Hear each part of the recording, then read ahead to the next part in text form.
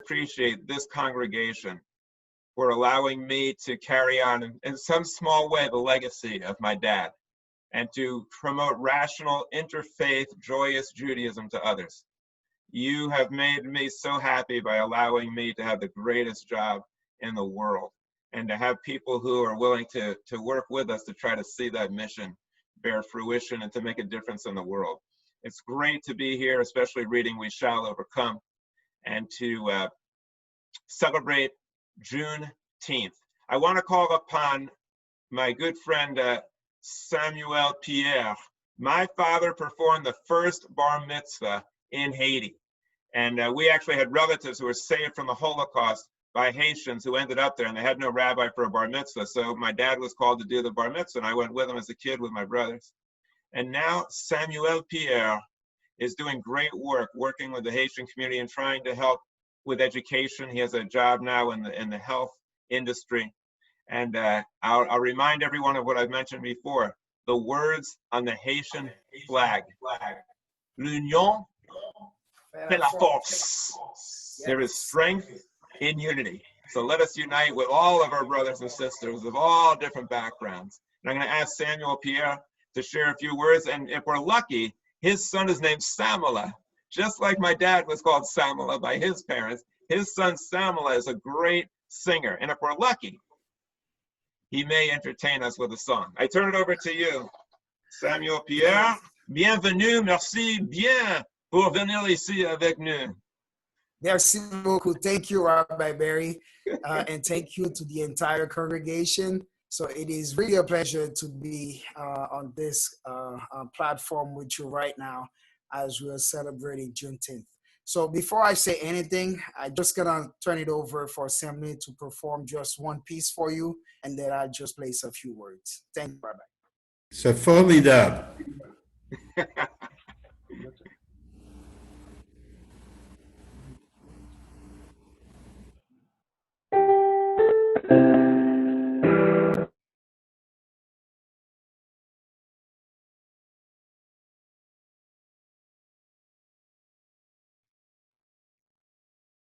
Sorry, we were muted. Yes, go ahead.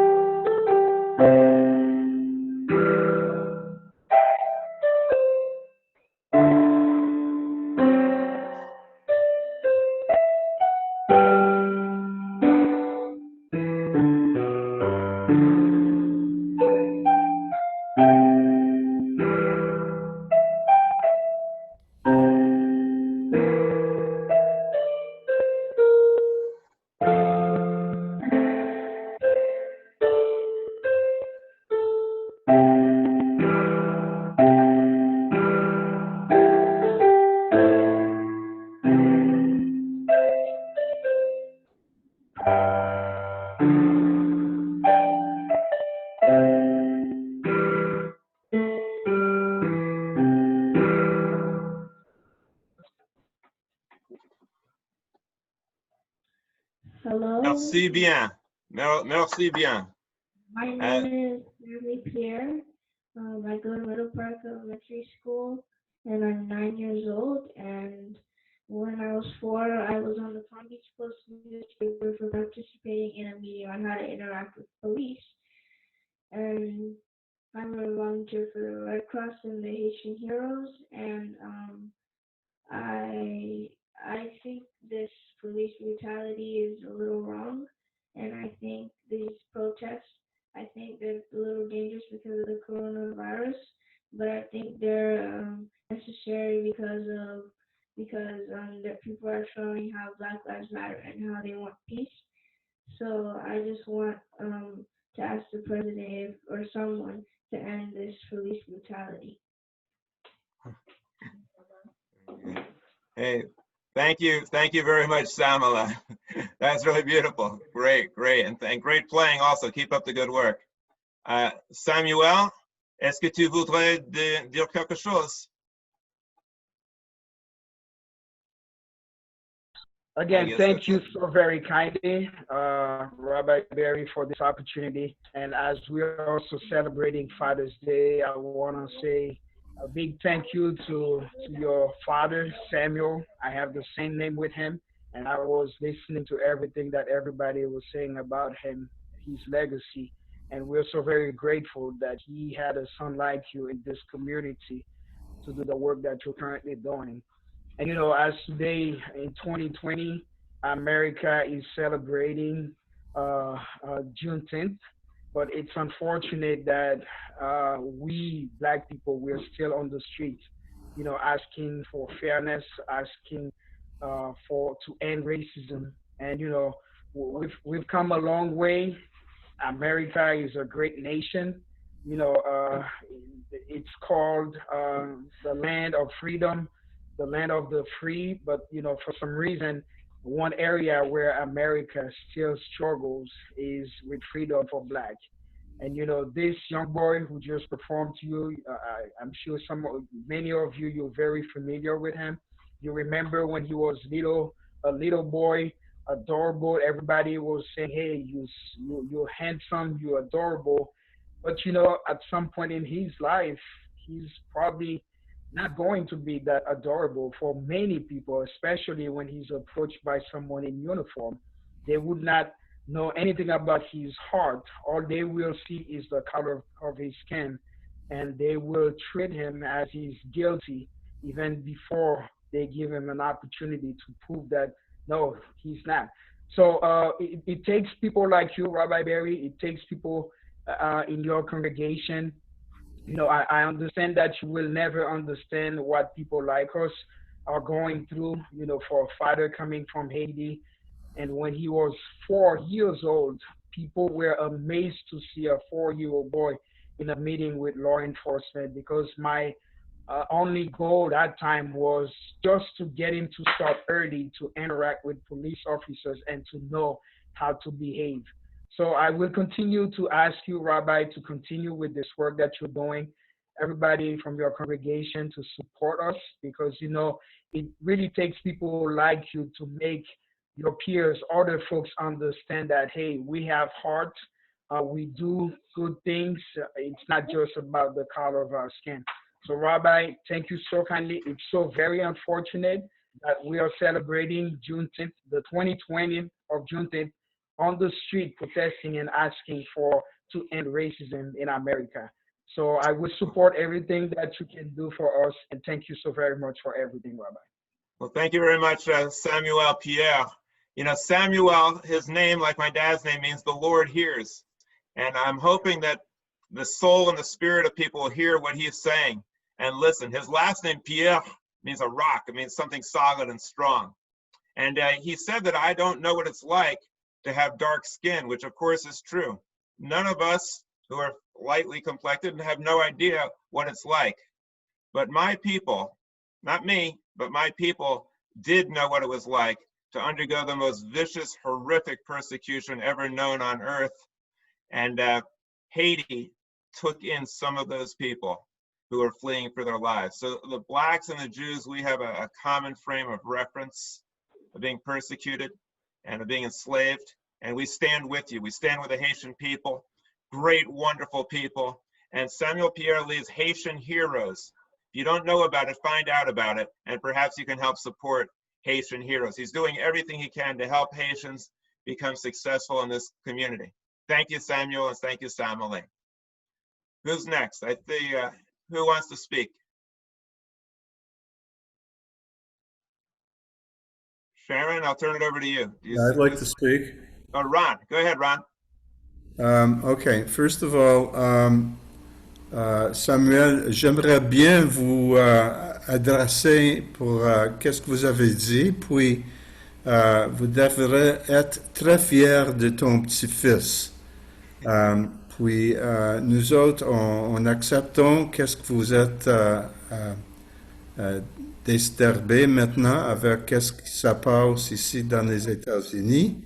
Puis je veux vous dire que la communauté ici en Floride, puis spécialement la communauté de la Va-Dor, puis notre rabbi,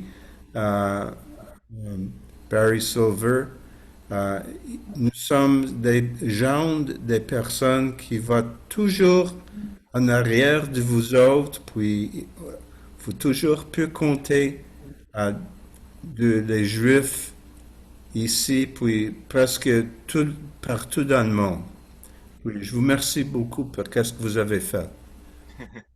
Thank you very much, Ron, for those kind words and for indicating the Jewish people always stand with the Haitians in solidarity. I see we have two people who are ready to lead us in We Shall Overcome. So before too many people leave to get their dessert or their ONEG, I don't know how this is going to work. I don't know if this is going to work. I do know that singing in unison over the Zoom like this doesn't usually work out too well, but however it turns out, it's going to be beautiful. So I know that we have cantorial soloist Andy Sussman on the guitar, and we also have cantor Jennifer Werby on the guitar, and I've asked them to play We Shall Overcome and to lead us in singing. So I don't know if you guys are on the same key. Do you need to coordinate in any way? Well, I'm playing in G. That good for you, Jennifer? Yeah, G's good. We shall overcome. Everybody, unmute everybody. We shall overcome. We shall overcome the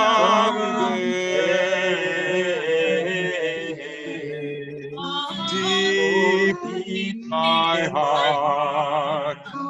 I believe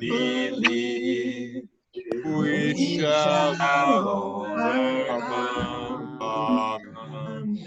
We are not alone. Here we go. You got to unmute yourself. We are not alone. We are not alone. We are not alone today. Oh, deep in my heart, I do believe we are not alone today. Maybe Jennifer wants to try a verse or two. Go ahead, Jennifer. Okay. We are not afraid. We are not afraid. We are not afraid today.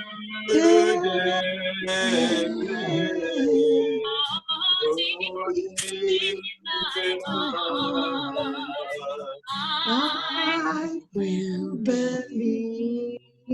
We are not afraid today.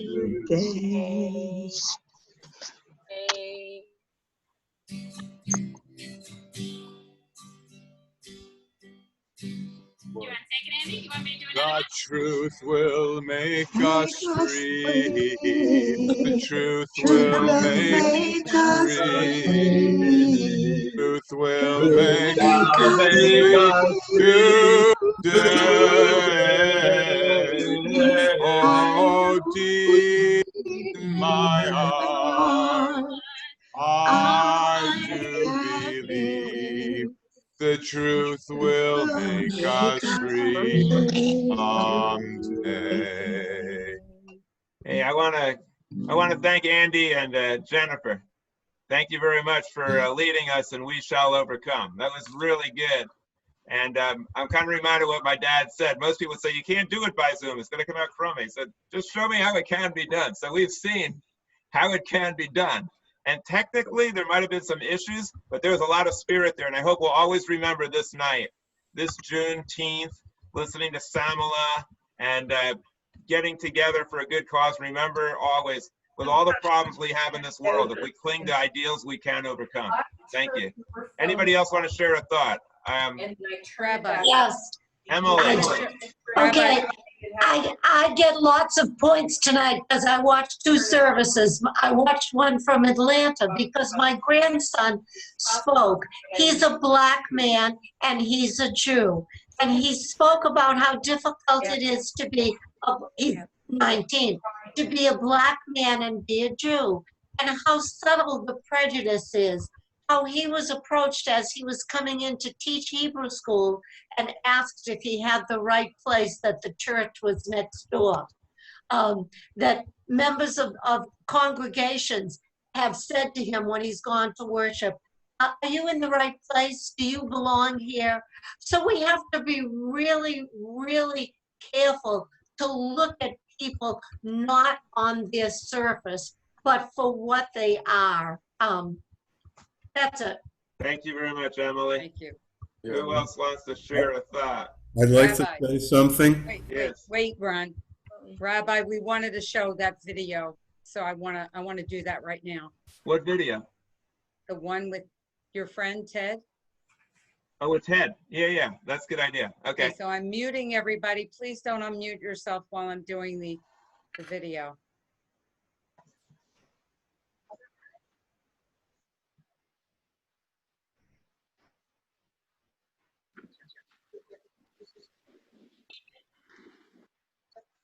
Greetings to Congregation Va-Dor and Rabbi Barry Silver.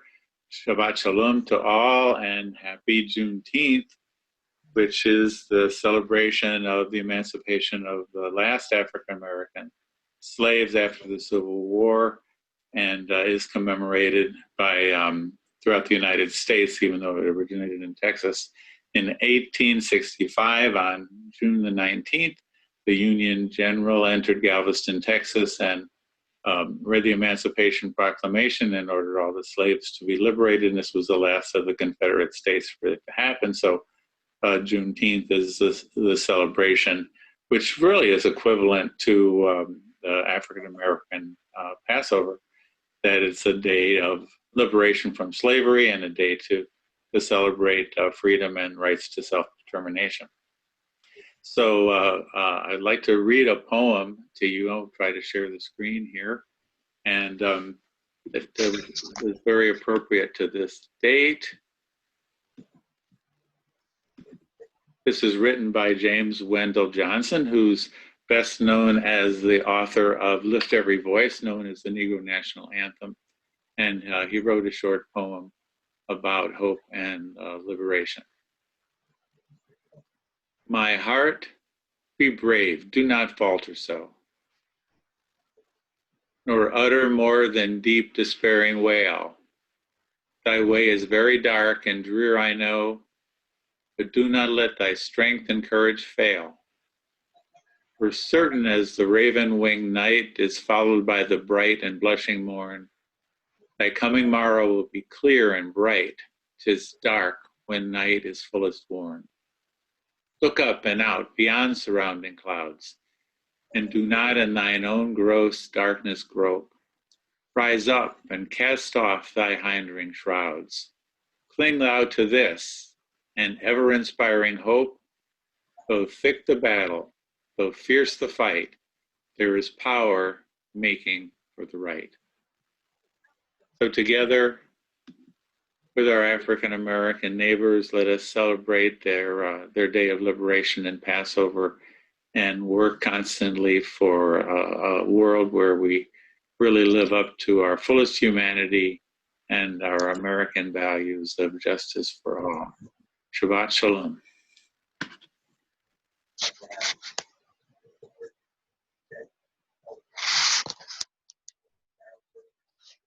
Okay, everybody, whoever would like to speak now, I'd like to say something. can unmute yourselves, okay?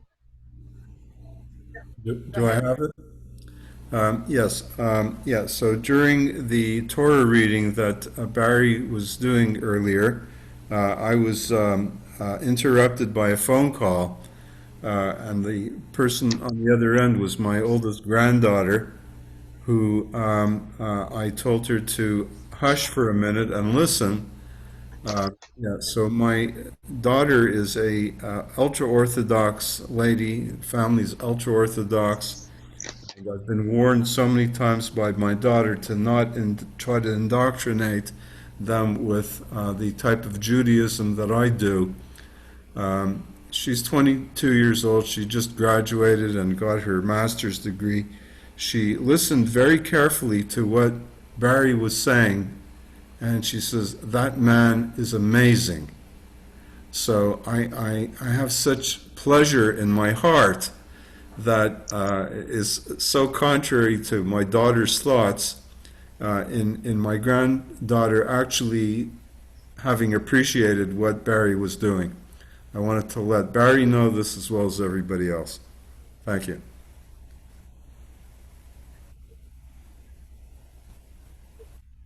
Dan, go ahead. Unmute yourself, Dan. Dan, unmute yourself. Okay, there we go. I just wanted to say that it was great to hear from Samuel from Haiti. And as Barry said, Samuel means God hears. But there's a difference between hearing and listening. I think people of color have been talking a long time and saying things, and I think people have been hearing it, but I don't think they have been listening, which is more of an active thing. So I think finally the police force and other parts of society are actually listening now and making changes and stuff like that. So I think that's a big difference that we're seeing right now. And I've never been a black person, but I did go to Haiti when I was younger, and I saw incredible poverty and incredible, I don't want to call it slavery, but it was like borderline slavery. It was very heart-wrenching for me as a young child. I was probably about 10 years old when I was there, to see. We stayed with relatives who lived in this giant house. They had several houses, and they had these servants that they were basically slaves. They would do everything. They would cook the food, they would dress them, they would do everything. We went and played tennis. They were the ball boy, and they were just basically slaves, and they got paid very little money. But they always seemed to be very happy and very, I don't know, it was just very odd for me to see that in my world, that I had never really seen that before. And it was very eye-opening for me to see that even though I live in America and it seems like we're pretty evolved here, in other parts of the world, it's not always so great. So that's basically what I wanted to say about Haiti and Samuel. Those were my thoughts there. Thank you. Who else would like to speak? Jasmine wanted to speak earlier. Natalie or Noah, you want to share a word or two? Noah? Just unmute yourself. I just unmuted myself, Sharon. It's Gloria. Hi, Gloria. Hi. I just want to make a statement about these times, these crazy times. I am very optimistic that this period of time is going to create great changes. You'll be part of it, but I just wanted to say how optimistic I am about the future. That's it. Shabbat shalom. Shabbat shalom, Gloria. Always nice to talk to you. Hi, Noah. Hello, can you hear me? Yeah, get closer to the camera so we can see you too. I can turn the light on, hold on.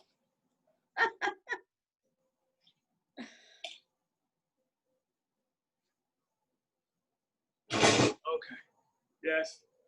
I was thinking of my father because he was less technologically able than Barry. And he would be smiling right now, seeing that we could do a service during a pandemic when the temple's closed and still getting the message out. So it's a beautiful thing that everybody came together to be able to be with this. And for the ones that can't be here live, they can watch it anytime they want. My dad would love the fact that it's preserved forever. So anytime you want to go back and get an uplift, you want to hear Dan's poem a week from now, because you have to get a dictionary and a thesaurus out. You can go get it ready next time. You can read it. You can hear it again. The beautiful words that were said, not only by my brother, but by all the videos that he played. I mean, the fact that you can do it over and over again, I mean, that's my father's dream. So Barry's taken it like a lot of people do. And I think one of the videos was standing on the shoulders of greatness.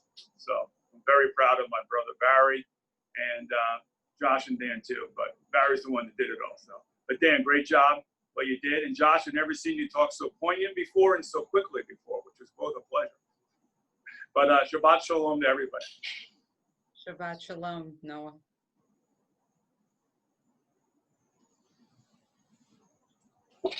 Barry, you were muted. Yeah, can we get Jasmine? Are you there? I'd like to hear what Jasmine has to say. I know. Jasmine wanted to speak. Jasmine, are you there? You need to unmute yourself. Turn on your video. There she anybody is. Else? Jasmine's ready. Jasmine, all right.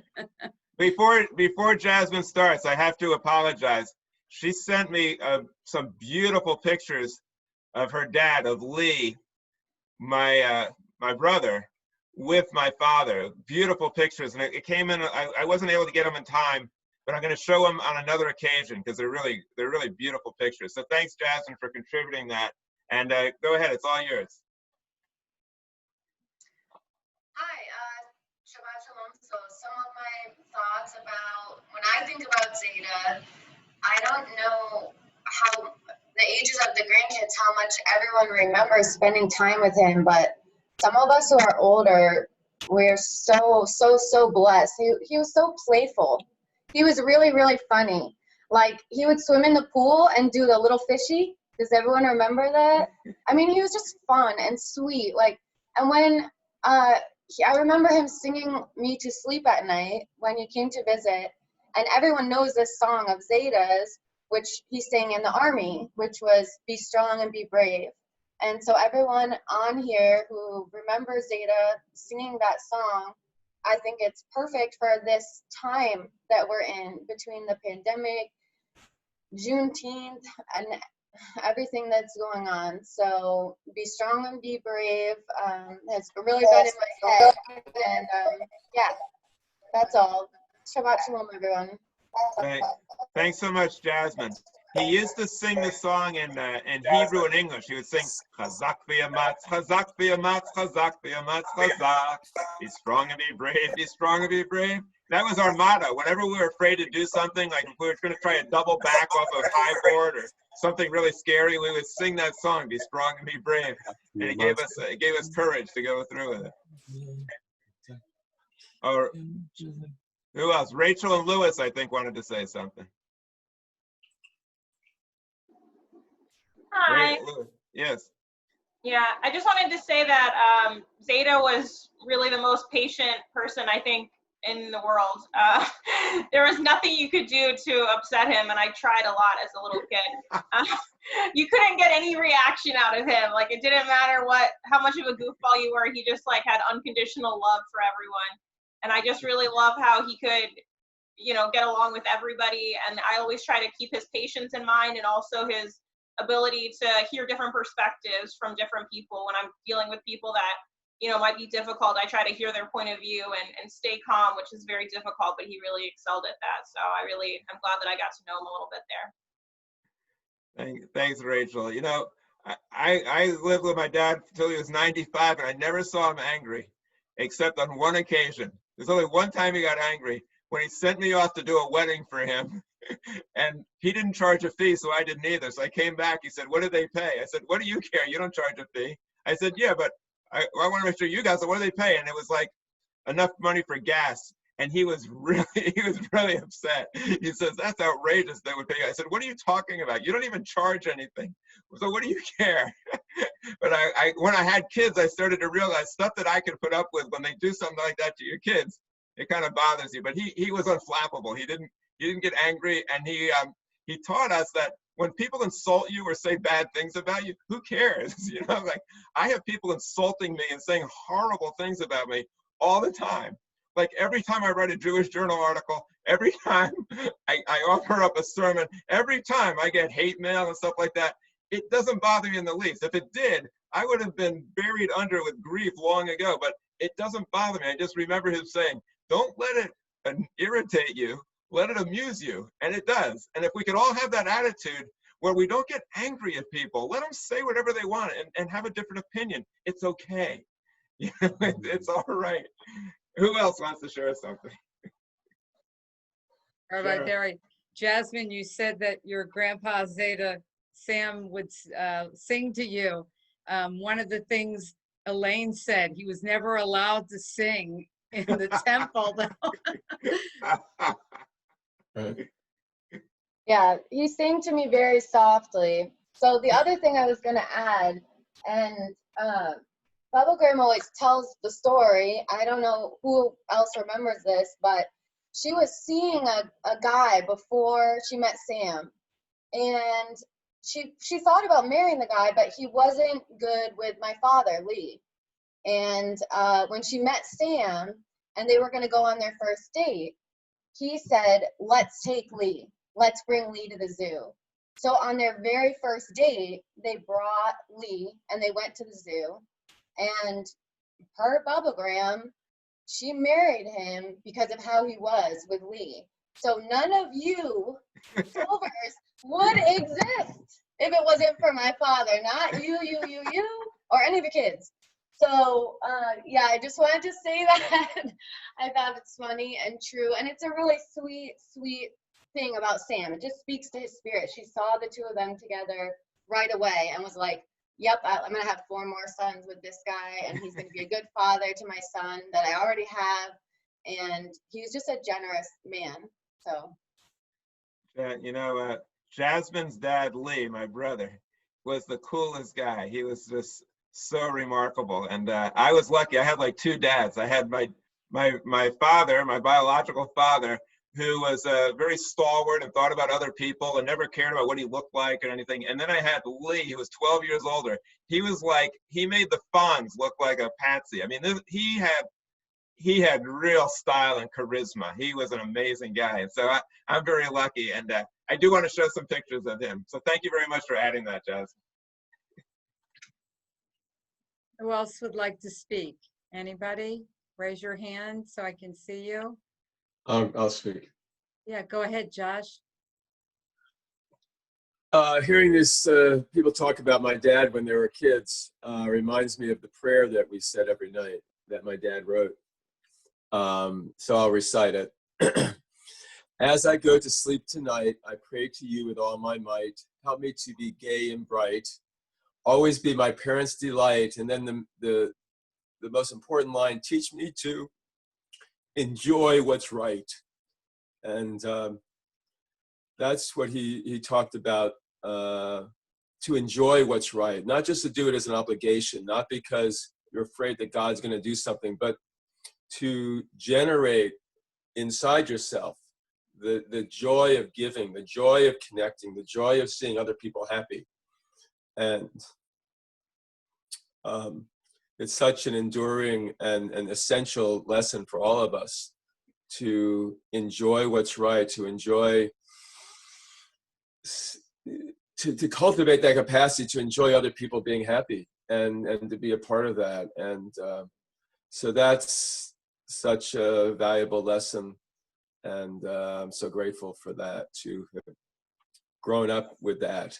And yes, to cultivate joy, his book, How to Enjoy This Moment,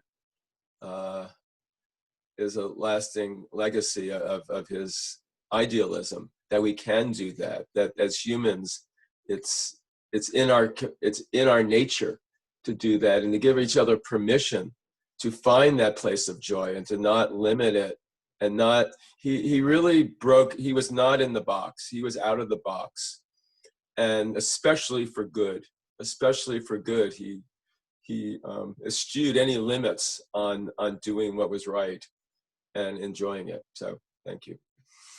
Thank you, Josh. Well, I just want to thank everyone for allowing our family to, for indulging our family. I really feel inadequate trying to reflect the qualities that my dad had, but I do the best I can. But Va-Dor is really a reflection of his ecumenical spirit and his joy and his belief in the goodness of people and that we can overcome. So I really thank everyone for indulging me and our family and hearing a little bit about my dad. I'll continue to share it. He's written books. I wrote articles about him, and it's really a beautiful evening. I thank everybody from the bottom of my heart for allowing us to share just a little bit about my dad and his inspiration. I thank Jennifer and Andy for sharing some wonderful music. Just remember, wherever we go, we shall overcome. And if anybody says it can't be done, say, don't tell me why it can't be done. Let's figure out how it can be done. We shall overcome. Thanks, everybody. Happy Father's Day, happy grandfathers, happy great-grandfathers. Shabbat Shalom from Va-Dor. Big hugs and kisses virtually to all of you. Thank you, Sharon, for making this possible. Thank you very much. Thank you, everybody.